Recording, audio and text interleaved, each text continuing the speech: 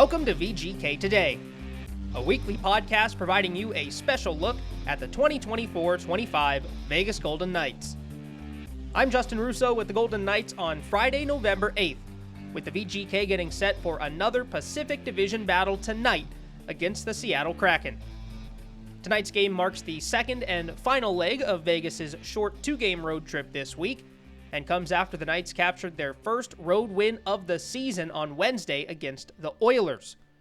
Things were looking pretty good for Edmonton heading into the third period, but it was Vegas who scored 3 times in the final frame to grab the lead and steal a couple of points away from Edmonton late. The catalyst for the comeback came from the blue line, as Noah Hanifin drove the offense for Vegas late by picking up 2 goals in the third period, including the game winner with just 48 seconds to go. Hard around the rim. Barbashev gives chase, tracks it down, slides it left. Hanifin score! 2 goals for Noah Hanifin. The Knights have the lead back 3-2 with 48 seconds to play. 2 goals in the third period, the second and third of the season for Hanifin. He had no goals in 11 games. Now he's got 3 goals in 2 games. Vegas has the lead back for the first time since they led 1-0 in the second period. He goes top right corner, beating the goaltender Stuart Skinner by the glove.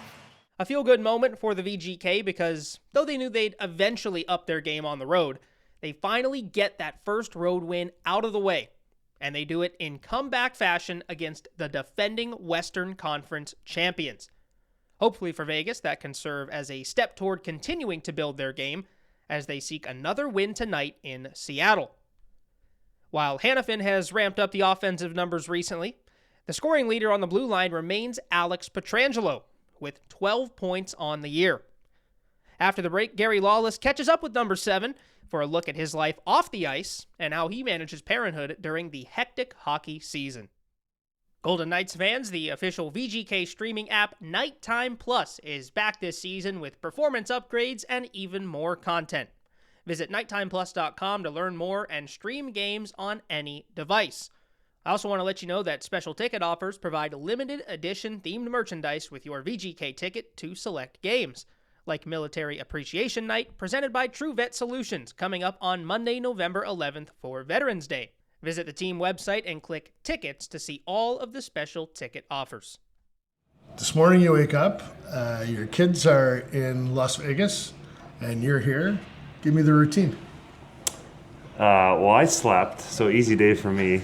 A lot of work for mama. Gotta be at school by what? Somewhere between 8:15 and 8:45 at the latest. So it's always a bit of a scramble. You know, they get up at like 7 o'clock, so it's like feed them, they get dressed, all that, brush their teeth, get their hair done, all basically before 8 o'clock. But I think as they get a bit older and as we get into our routine here, it's been a little bit easier this year. But you know, when it's like when you have kids, some good mornings, some bad mornings. But once you get them out of the door, they're out of the door, and they're starting to enjoy going to school. You mentioned hair. Pietrangelos have pretty good hair. Your dad still has great hair. You've got a pretty good mane, and I know your kids are. Yeah. Most of your kids are blonde, right? Yeah, and thankfully my wife has phenomenal hair too. So brushing the girls' hair is a real commitment. It's kind of a new world for me, right? I didn't grow up with a sister, so that's been a learning curve for me. So when mom's out of town and dad's in charge, I just stick to the ponytails and try not to get too in depth with anything else that the girls want, unless someone else is in town to help me. And the boys are getting into hockey? Yeah, they're at that age of understanding the game a bit.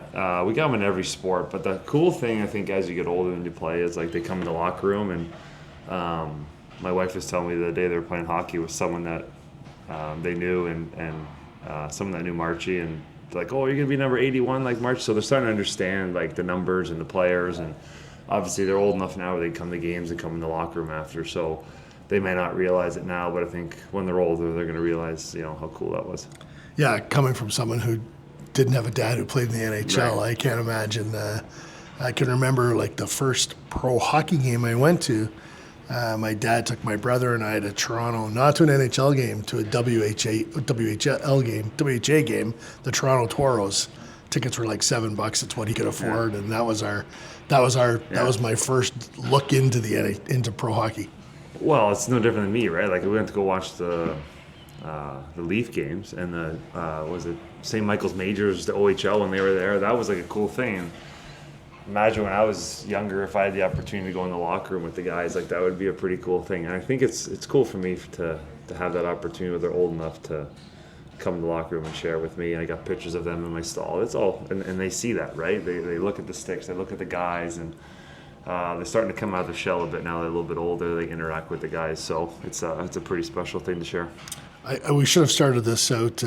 See, I really am not Dan Duva because haven't done a great job of this. How many kids do you have? How old are they, and what are their names? Well, we got the 4. We got the triplets, Oliver, Theo, and Evelyn. They're 6. And Julia is our youngest. She's 4. She just turned 4. So we got a pretty busy household. So everybody kind of got to know Julia for an unfortunate, Evelyn, unfortunate situation. How is she doing?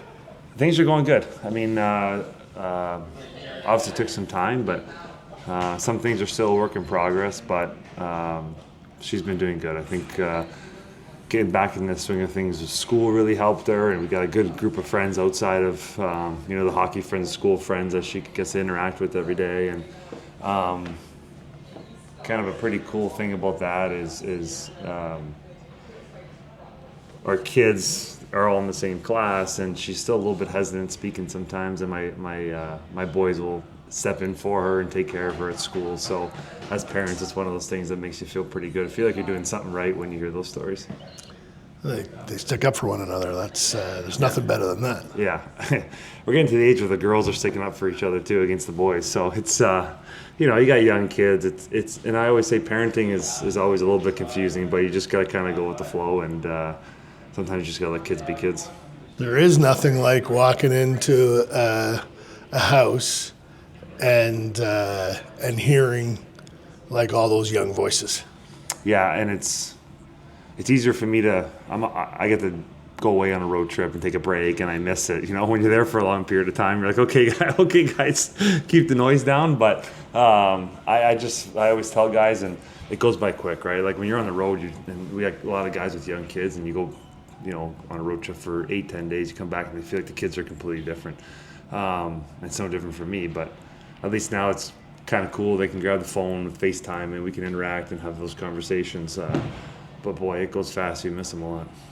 The dressing room is full of kids. Yeah. Like Carlson has kids, Stone, McNabb. I'm going to miss somebody. Theodore now has a baby. Howden. It must be like when you guys have a team party where its families are included. Mm-hmm. That must be really fun. Yeah, and there's a lot more on the way. Can't give anything up, but it's funny because I think when you're younger, you stay out a little bit later on these team parties, but now everybody's like, okay, there's a cutoff time. Like we all got to get up with the kids when we get home, so we can only stay so late. So it is a lot of young kids. I mean, give it maybe a year or two, and it's going to be absolute chaos because everyone's going to be walking around. So we have the oldest kids, and I think Pierce has kids. His kids are 5 and 4, 5 and 3, so they're the closest in age. So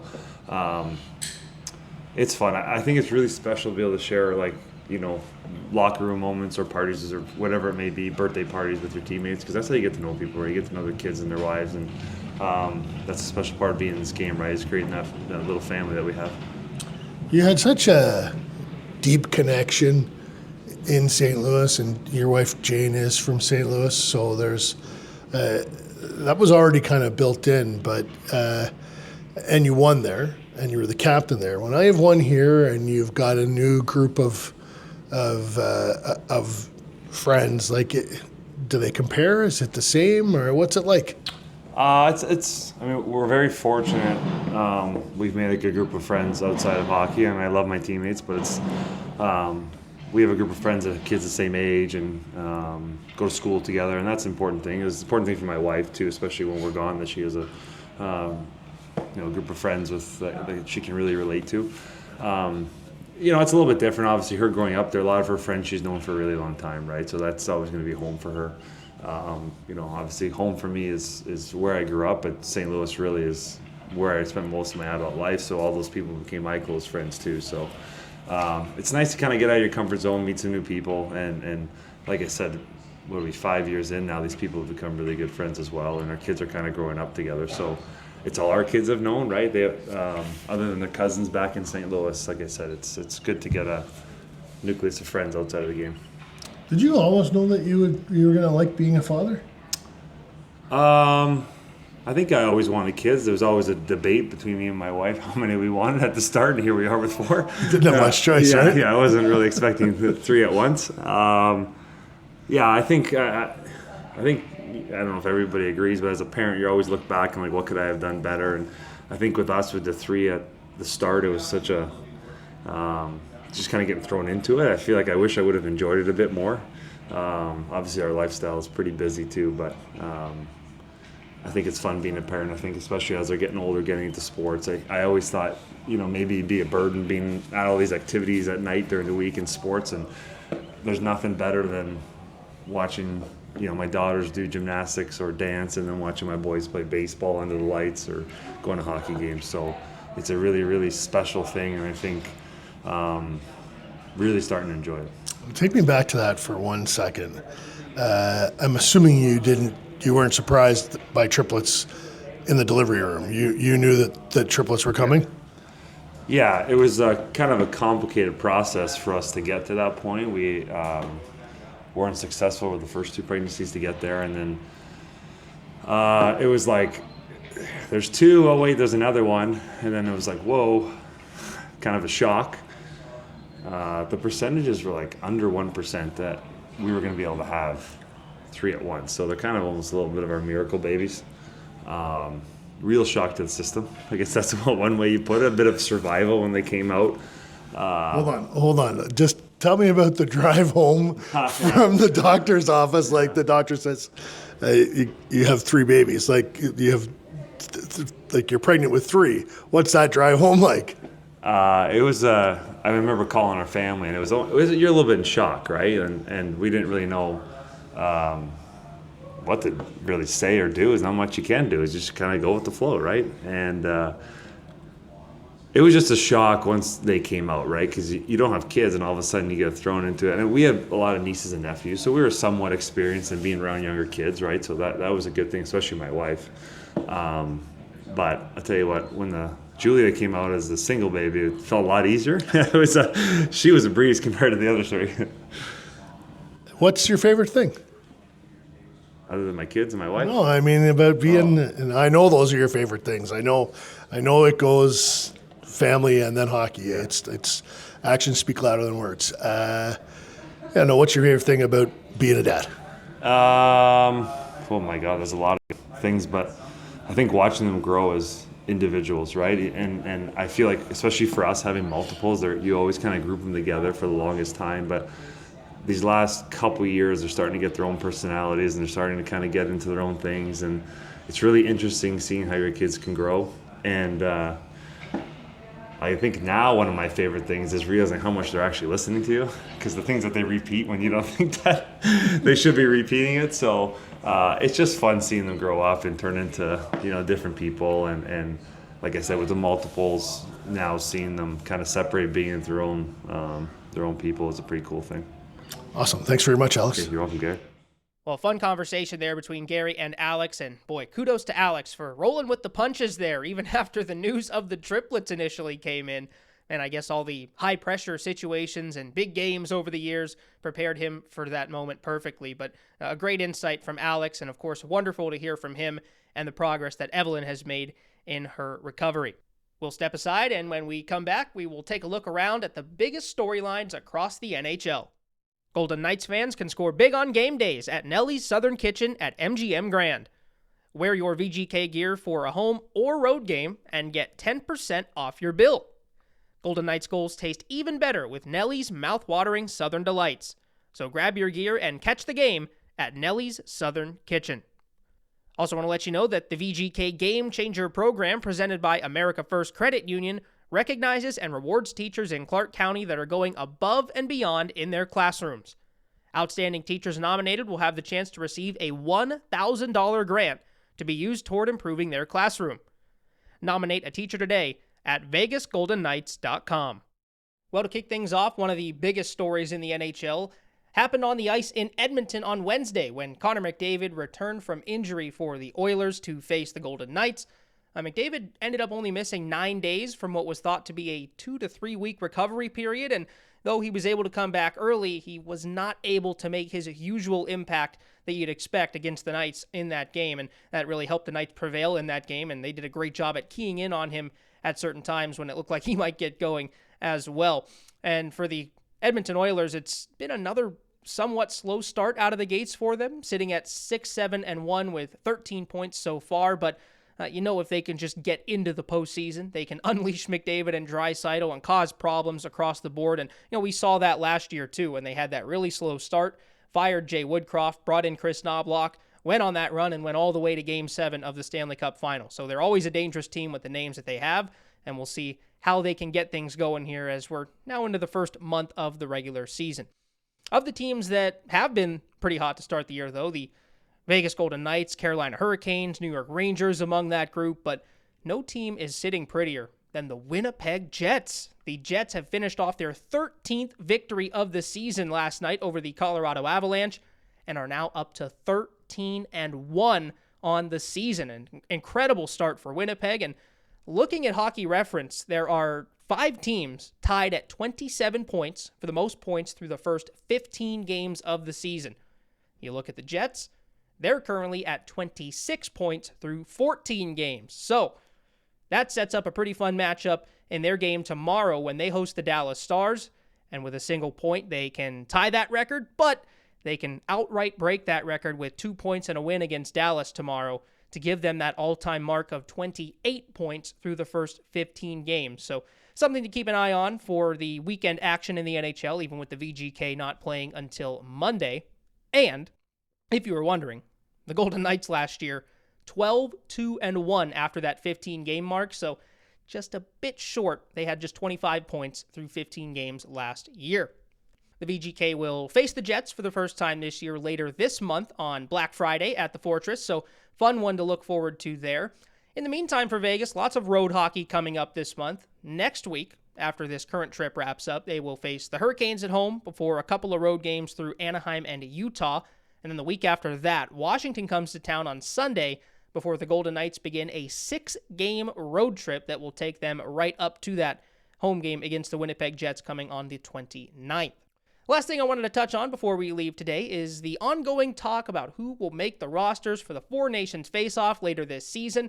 Team USA, Team Canada, Team Sweden, and Team Finland, the 4 teams in action. And I figured we could check on these rosters and some of the predictions for them as Chris Johnston of The Athletic shared his projected rosters earlier this week, as we are just under a month away from the December 2nd deadline for the official rosters to be submitted. Notably, Johnston has 6 VGK players listed across the 4 teams.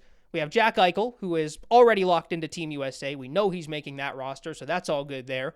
But among the other projections for Chris Johnston, he's got William Karlsson on Team Sweden and a quartet of VGK players on Team Canada. You have today's guest, Alex Pietrangelo, as one of them. You also have Shea Theodore, Mark Stone, and Aiden Hill, his projected players for the VGK to make that Canadian roster. And it was a great effort by Aiden Hill against Stuart Skinner on Wednesday against the Edmonton Oilers, because those two are vying for spots on that Canadian roster. So certainly a good mark there for Aiden Hill, and something to give the evaluators a lot to think about as they get down to the nitty-gritty in choosing these final rosters. But wanted to take a look at the Team USA roster that Chris Johnston had projected. And of course, we do love the Vegas Golden Knights, and they are in the USA. So let's take a look at that U.S. roster, even though we know our Canadian friends will be very much in tune with that Canadian roster as well. But his projections have Austin Matthews and Jack Eichel as the top 2 centers on that team. Those 2 guys locked in as the centers already. As mentioned, there are some players that are already on these teams that have been predetermined. So Matthews and Eichel down the middle for Team USA. Matthew Tkachuk locked in on the right wing. And on defense, you have Quinn Hughes, Charlie McAvoy, and Adam Fox locked in for Team USA. But some of the other projections that he has here, Jack Hughes, Dylan Larkin, and Vincent Trocheck down the middle. Strong down the middle for Team USA. Of course, Matthews' brother Brady projected to make the roster on the left wing for the Americans. Jake Gensel, Kyle Connor, Chris Kreider, great goal scorers there on the left wing for Team USA. You also have JT Miller, Clayton Keller, and Matt Boldy on the right wing, with the other defensemen being Jacob Slavin, Zach Werenski, Brock Faber, and the veteran John Carlson of the Washington Capitals. Now in net, notably, is where the Americans might have their biggest advantage coming in this tournament. Connor Hellebuck, Jake Ottinger, and Jeremy Swayman. 1-3. All three guys you could trust in a tournament like this, but having all three of them in that depth is so key for Team USA. And, we'll see what Aiden Hill has to say on the other side of things for Team Canada, as he's going to look to put a stop to that and live up to the task there for the Canadians. But, a fun look at Team USA and what could be for this United States roster. And one guy that isn't listed on the projections for Chris Johnston, but that we've already talked about on today's show, is Noah Hannafin, and the way that he has played of late certainly could find his way onto that Team USA roster. And how fun would that be for now teammates and, of course, good friends Jack Eichel and Noah Hannafin to then put on that Team USA sweater and play for Team USA in the Four Nations face-off. So again, there's still about a month to go before we decide these rosters. Lots to be determined, but a fun look at where a lot of the Golden Knights sit at the moment, and hopefully some potential for some more to even find their way into the mix, as we just have 4 countries in this face-off this time around, but already talks about expansion and what we could do to add some more countries and get some more guys in. You have people like Tomáš Hertl, who would certainly play for Team Czechia if they were in this tournament, and it would be really fun to get as many people as we can into this event in the next couple of years. But for right now, just the 4, and an opportunity for some Golden Knights to make their mark on an international scale representing their countries. That'll wrap things up for this week's episode of VGK Today. Big thank you for tuning in as always, and be sure to rate, review, and subscribe on your preferred podcast platform, as we'll be back each week throughout the regular season with new episodes. And stay tuned next week as Darren Millard will join the program. Justin Russo signing off for VGK Today.